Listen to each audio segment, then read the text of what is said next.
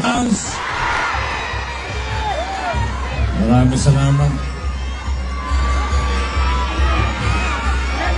Batiin ko muna itong...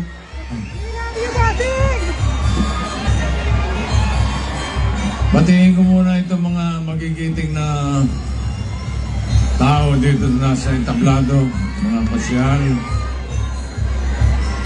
Kay Kong Roman Romulo, kay Vice Mayor Dodo Jaworski,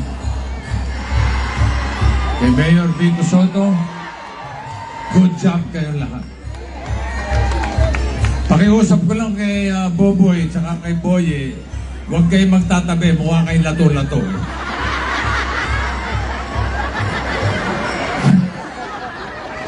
Gusto kong talian yung mga ulo eh. Taka. Ikaw, Volta, tatawa-tawa ka. Sino kamukha mo? Hindi. Alam ko kung sino kamukha mo. Jimmy Santos.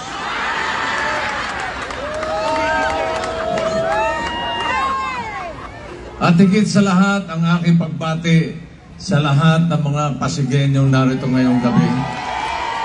At yung mga nanonood sa Facebook at sa YouTube, binabati ko po kayong lahat. Ngayon pa lang, congratulations.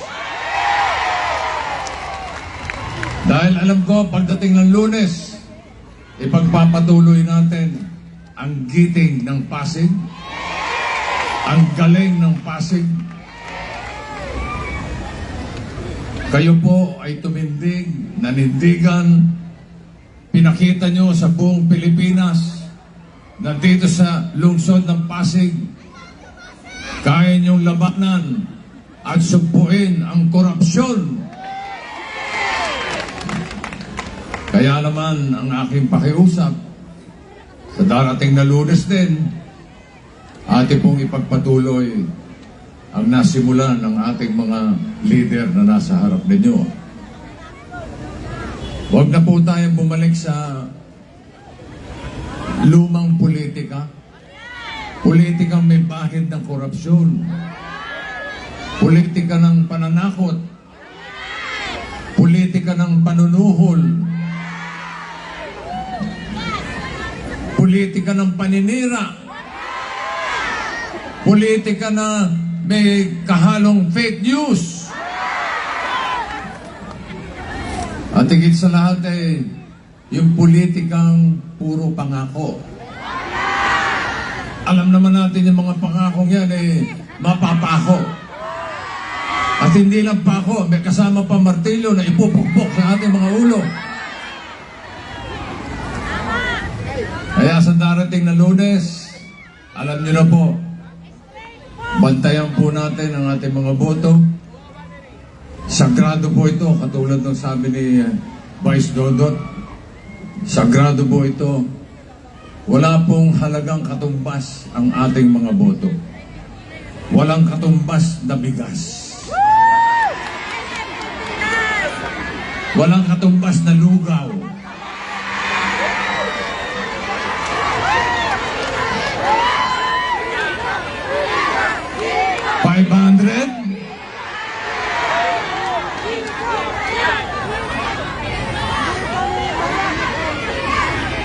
Walang kwenta ang ganyang politika.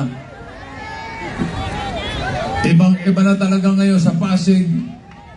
Ipagpatuloy po natin para tuloy-tuloy ang agos ng tagumpay ng lungsod ng Pasig.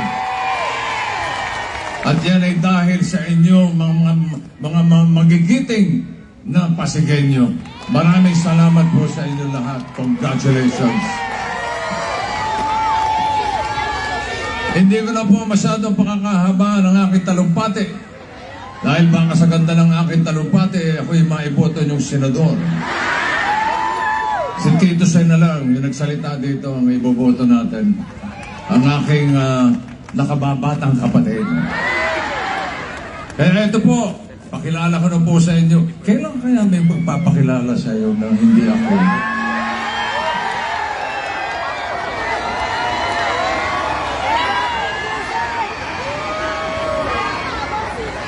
Siguro pag presidente na ito, pwede na.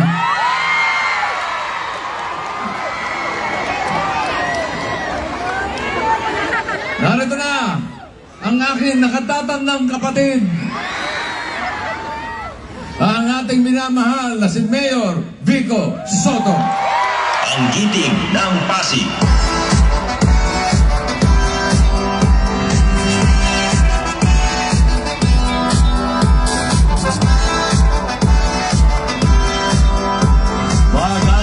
Magandang gabi, Pasig City! Yung mga nandito sa bandang kaliwa hanggang Caroncio Avenue, ayos ba kayo dyan? Yung mga nandyan sa gilid, sa tapat ng simbahan. Yung mga nasa dulo, naririnig niyo po ba kami? Ako po, hindi ko po kayo marinig. Lakasan niyo naman ang inyong mga sigaw. Yung nandito sa bandang kanan, yung nandun sa likod, yung mga nandito sa harap, ayos lang ba tayo? Grabe ang energy natin, Pasig City.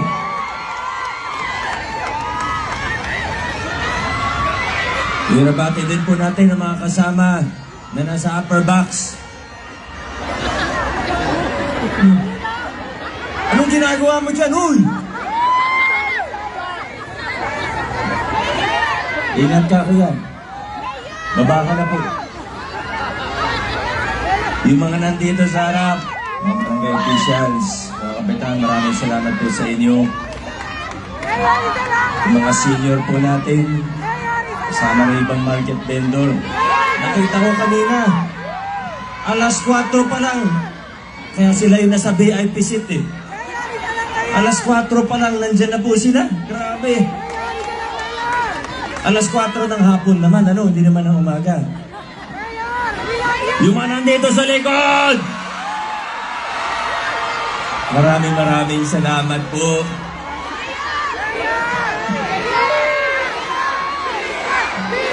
Teka lang, mga kasama. Konting katahimikan lang po. Yung mga nasa upper box!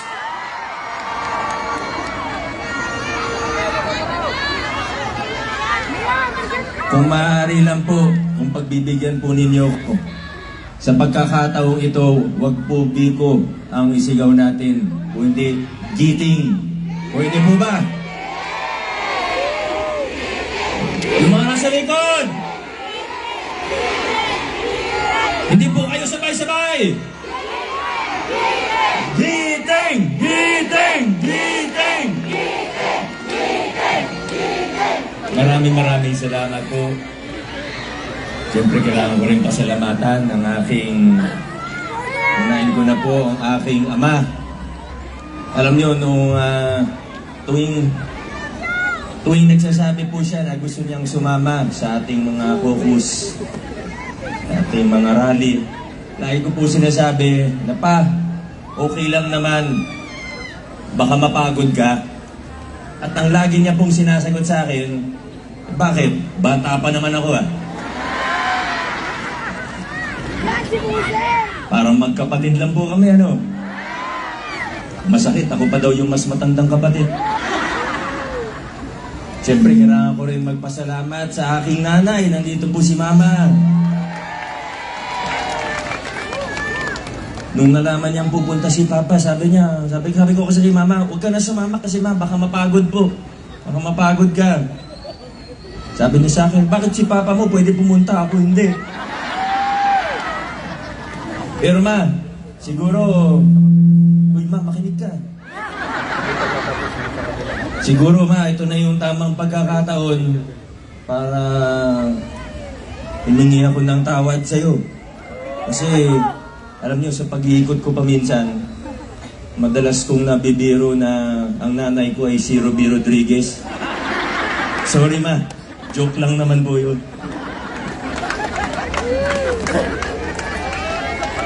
Yung mga nasa likod, may energy pa po ba tayo? Yung mga nasa bandang gitna, mabango pa ba yung katabi ninyo?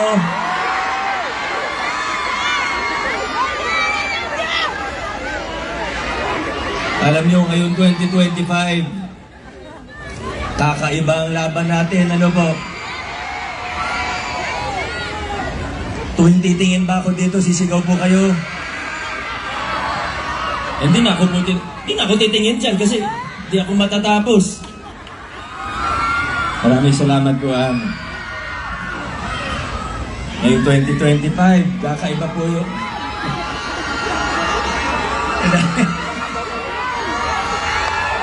Aabutin tayo ng ating gabi dito eh. Gusto nyo hanggang madaling araw tayo dito,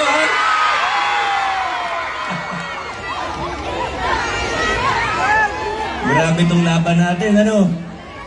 Lahat ng pwedeng pagdaanan ngayong 2025. Sa totoo, mula 2024, lahat ng pwede nating pagdaanan, napagdaanan po natin. Kakaiba itong laban natin ng 2025. Lahat ng style, sinubukan gawin sa atin. Halos lahat talaga ng style. At hindi lang lahat ng style. Lahat ng tradisyonal na style. Lahat ng style na bulok. Sinubukan nilang gawin.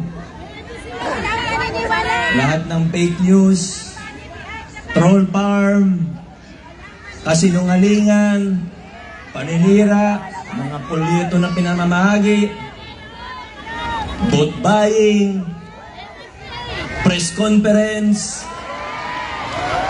pangalawang press conference, pangatlong press conference.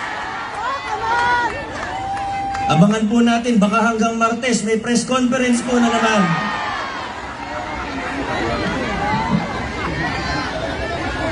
Pero sa gitna ng lahat, ako po ay taus-pusong nagpapasalamat sa inyo dahil hindi niyo po kami binitawan. Ako po ay taus-pusong nagpapasalamat sa inyo dahil sinuportahan po ninyo hindi lang ang inyong mayor. Ang sinuportahan po ninyo ay hindi lang ang kandidato, hindi lang ang politiko. Ang sinuportahan po ninyo ang magagandang pagbabago at reforma na ginawa po natin sa lungsod ng Pasig.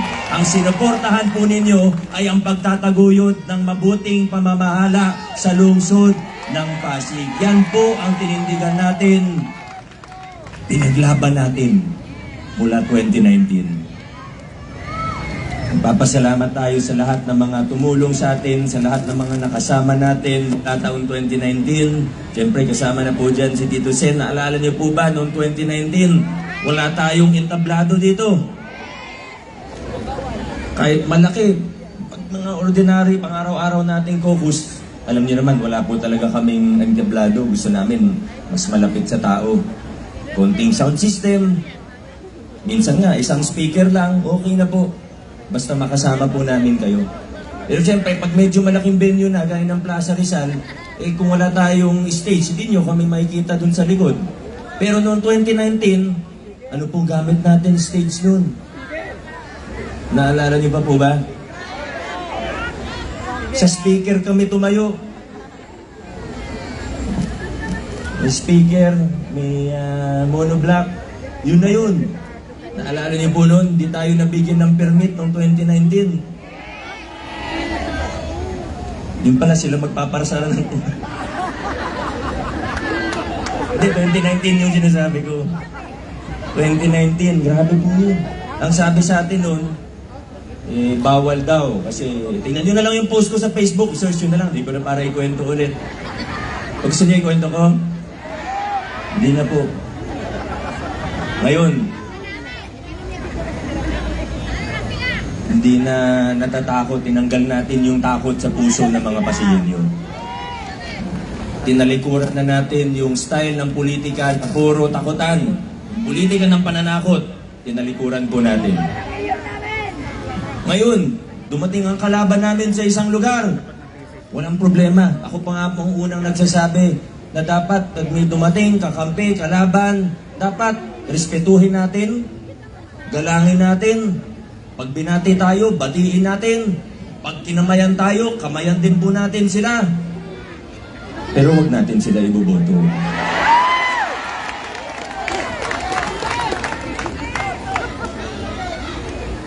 Kanina, narinig niyo po yung kwento ni Congressman Roman. Nagbalik tanaw po siya, 2019, lahat ng pinagdaanan natin. Pero yung mga pinagdaanan natin noon, na yun yung naging inspirasyon natin nung tayo po ay nanalo na nung eleksyon ng 2019. Unang yugto ng pagbabago, hindi po naging madali. Nilabanan natin, sindikatong grupo, na sila may hawak ng procurement. May public bidding kunyari, pero alam naman natin ang katotohanan. Yung tinatawag na diploma system, kung saan bibigay na lang yung kontrata. Yung mayor na lang manumili kung sinong gagawa ng kontrata. Lahat, kung anong budget, kung anong approved budget to the contract, sagad-sagad. Hindi naman sikreto yung mga kickback. Hindi sikreto yung SOP. Pero 2019, tinanggal natin ang lahat ng yan. Inayos natin ang ating pamahalaan, naglinis tayo ng gobyerno. Kung meron akong isang pwedeng malaki, kung meron akong pwedeng isang may pagmamalaki, mula 2019, kahit bilyon-bilyon yung sinasabing pwede kong makuha sa kickback. Nung una ako naupo, yung mga nagpanggap na kasama ko, kaalyado ko nung eleksyon, nung nanalo na, yung iba sa kanila, bumubulong sa akin. Malaking pera yan. Akala ko, kaisa sa pagbabago. Yun pala. Iba ang balak. Iba ang intensyon. Pero pinatunayan natin sa kanila na pwedeng talikuran ng lahat ng yun. Pwedeng yakapin ang mabuting paggogoberno, pagiging bukas ng ating pamahalaan.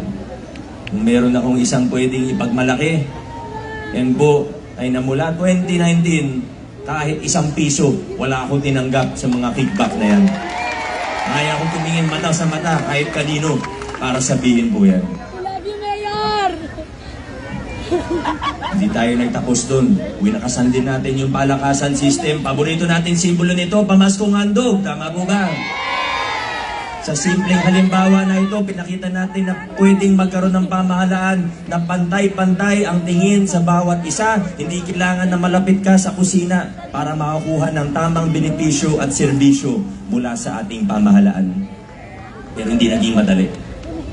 Buti na lang noong 2022, nagkaroon tayo ng mga mas maayos, mas matitibay na kasama. Kasi alam nyo, narinig nyo na naman po, iba sa inyo, narinig na po yung kwento ko, 2019, gusto natin maayos sa pamamahala. Inasabi natin sa mga kontraktor, wala nang kickback ngayon. Kahit isang piso, wala kayo bibigay sa mayor. Pero mababalitaan mo, may konsehal, humihingi ng 3% sa kontraktor. May maglalakad ng pogo. Mga kaibigan, wala nang lugar sa ating pamahalaan para sa ganung klaseng opisyalis. Noong 2022, binigyan niyo po ako ng mga kasama, binigyan niyo po ako ng maayos na kasama na kapareho natin ng prinsipyo. Congressman, alam ko pong kahit hindi ko nabanggitin, pero ito pong sasabihin ko, hindi naging posible ang pagtakbo ko noong 2019. Hindi ako nag-file ng aking kandidatura kung hindi dahil kay Congressman Roman Romulo. Maraming salamat. Mula 2019, siya ang pinakamatibay natin na kasangga. Noong 2022, nagkaroon din tayo ng isang matibay at maprinsipyong Vice Mayor. Buti na lang, nagkaroon na tayo ng Vice Mayor ngayon na pumapasok. Nagkaroon na tayo ng Vice Mayor na hindi pala absent, napaka-professional. Alam niyo po kung gaano ka-professional ng Vice Mayor natin. Kahit maaga meeting, 8 a.m. meeting namin, 7:59 nandun na po siya, mga kaibigan. Pero hindi tayo titigil sa professional. Una lang po yun. Mas importante pa rito, siya po ay tapat at may integridad. Inayos niya ang City Council natin. Dahil sa kanya, tumaas ang antas ng ating konseho at ang serbisyo nito. Kaya Vice Mayor Dodot, maraming salamat sa ginawa ninyo para sa ating City Council at para sa ating lungsod. At syempre, yung mga kasama natin, konsehal, lagi nyo naman pong naririnig sa akin yung halimbawa na para tayo, isipin natin, nakasakay tayo sa isang sasakyan. Kung ang driver gustong dumiretso, hindi pwede na may pasahero na gustong agawin yung manibela para lumiko-liko. Disgrasya po yun. Mga kaibigan, ang laban natin ngayong 2025 ay hindi lang po tungkol sa politika. Ang laban natin ngayong 2025 ay hindi lang para kay Vico, Roman, Dodot, o kung sinong politiko. Ang laban natin ngayon, dito sa laban natin ngayong 2025, inaayawan natin yung mga lumang kalakaran at yung mga taong gusto tayong umatras pabalik sa mga lumang kalakaran na ito. Ba't gusto nila sa lumang kalakaran? Di naman natin siguro kailangan maging genius. Gusto nila sa lumang kalakaran kasi sila yung mga nakikinabang noon. Pansinin po ninyo, yung mga kakilala yung namamayagpag, yung sila lagi nung panahon na yun, yung sila lagi may hawak ng mga malalaking kontrata, sila yung mga humihingi ng porsyento sa mga kontraktor, sila yung mga naglalakad ng iligal na sugal. Pansinin po ninyo, lahat sila ayaw sa akin. Pero para sa akin, yan na rin po yung isa sa pinakamatibay natin na patutuo o ebidensya. Yan ang patunay natin na totoo ang ginagawa nating reforma at pagbabago sa lungsod ng Pasig. Dahil mga kaibigan, kung yung mga taong korap, kung yung mga taong kaisa dun sa mga lumang kalakaran na yun, kung sila po ay sumusuporta sa akin, pagdudahan po ninyo ako. Pero dahil ayaw po nila sa akin, siguro ang ibig sabihin nun, totoo ang ginagawa nating paglilinis ng pamahalaan. Nandito po yung mga ibang barangay officials natin. Alam naman po nila, nung nag-meeting kami bago ng barangay, bago ng campaign period, may isang event ng barangay kasama ng DILG. Simple lang naman po yung sinabi ko sa kanila. Sabi ko sa mga barangay officials natin, tayo, tinanggal natin yung takutan at palakasan sa gobyerno. Ngayon, yung assistance mula sa city government, kung ano yung pwedeng itulong ng city government, wala tayong pag-uusapan na politika. Kung para sa barangay ninyo, gagawin natin. Kahit sumama ka pa sa kabila, basta para sa barangay ninyo, para sa mga constituents, para sa mga Pasigenyo, okay lang po, wala tayong pag-uusapan na politika. Pero, sinabi ko rin po sa kanila, kung yun talaga ang susuportahan ninyo, kung ibang kandidato ang susuportahan ninyo at hindi ako, sana ito po ay dahil totoong naniniwala kayo na mas okay yung kandidato na yon, na mas tapat yung kandidato na yon, na mas makabubuti sa ating lungsod ang kandidato o grupo na yon. Yan po sinabi ko sa kanila. Sana, kung ayaw niyo sa akin, okay lang.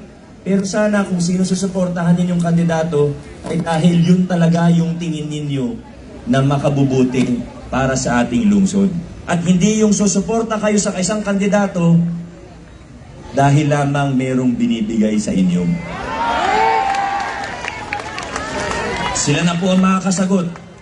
Sila lang naman po ang makakasagot para sa mga sarili nila. Pero yan po, nakikita po natin, nandito na po tayo ngayon. Tinalikuran na natin yung mga style na bulok, palakasan, takutan, korupsyon, kickback. Niyayakap na natin ngayon. Tinataguyod na natin ngayon ang mga prinsipyo ng mabuting pamamahala sa lungsod ng Pasig. Mga kaibigan, eto na po tayo. Eto na po tayo. Nagbubunga na yung mga pinaghirapan natin. Nagbubunga na yung mga pinaglaban natin mula 2019. Ramdam naman po siguro ng bawat isang Pasigenyo ang mga bunga na ito. Yung iba, kunyari, hindi nila nakikita o nararamdaman dahil sa politika. Pero sigurado po ako, sa totoo, kung buksan natin ang kanilang mga utak, ang kanilang mga puso, makikita naman po natin, alam din nila lahat ng mga gandang bunga. Nararamdaman, nakikita rin po nila yan. Yung libreng prangkisa sa tulong ni Councilor Volta, yung pagdoble ng bed capacity ng pangalawang ospital natin, 60 beds, 120 bed na ngayon, sa tulong ni Consial Eric, yung pagpapalupa sa mahigit 3,000 pamilya Pasigenyo sa tulong ni Councilor Kiko, yung expansion ng local senior pension natin sa tulong ni Councilor Pau, yung pagtatayo natin ng CSO Academy sa tulong ni Coach Paul. Kahit natalo si Coach Paul, nagtrabaho yung anti-pogo ordinance natin sa pangunguna ni Councilor Simon. Yung pagbubukas ng budget, hindi lang ng city kundi pati ng barangay. Yung sa mga vendors natin na binabaan ang renta sa tulong ni Councilor Maro.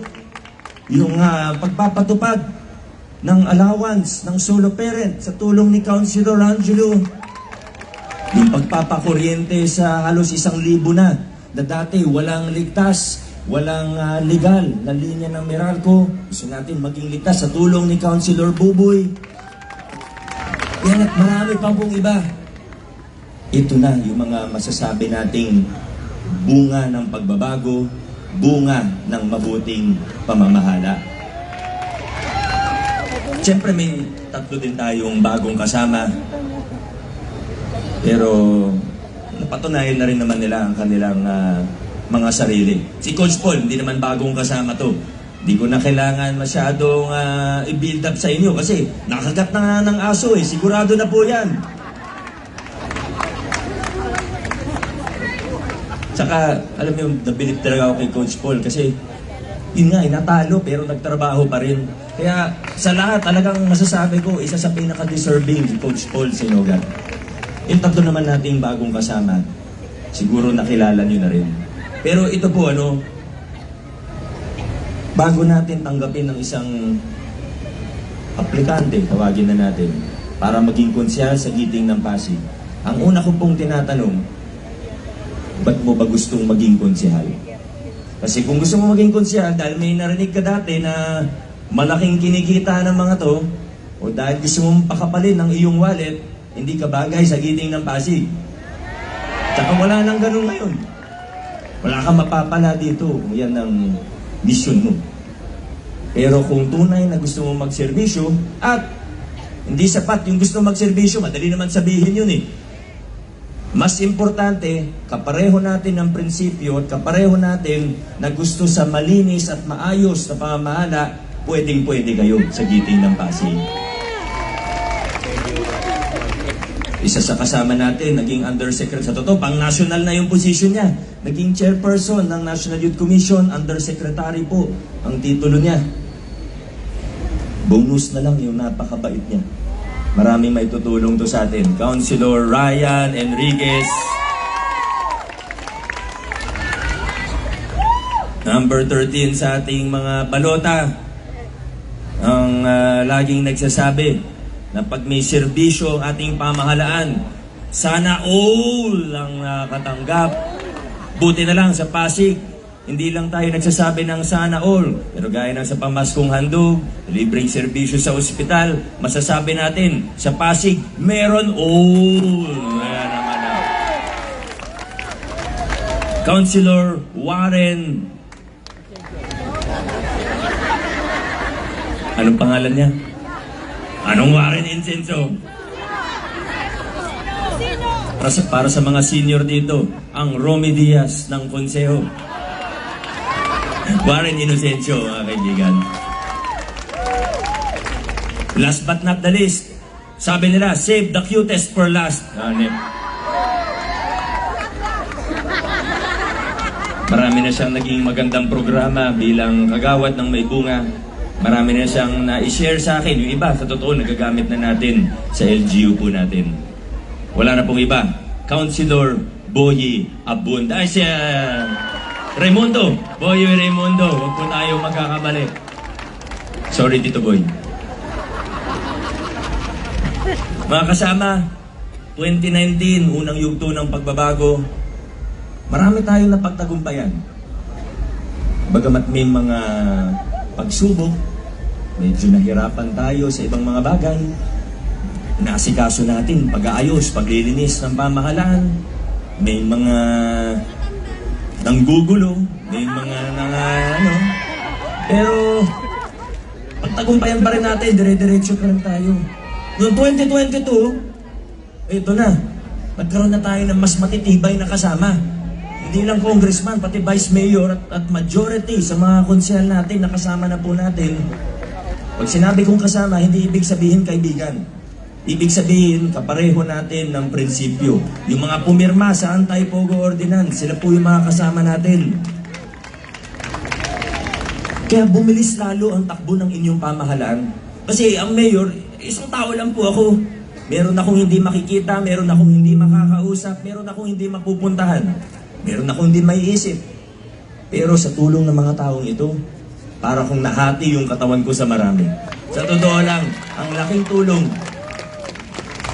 Pwede ko silang mahingan ng tulong sa iba't ibang larangan, sa iba't ibang opisina.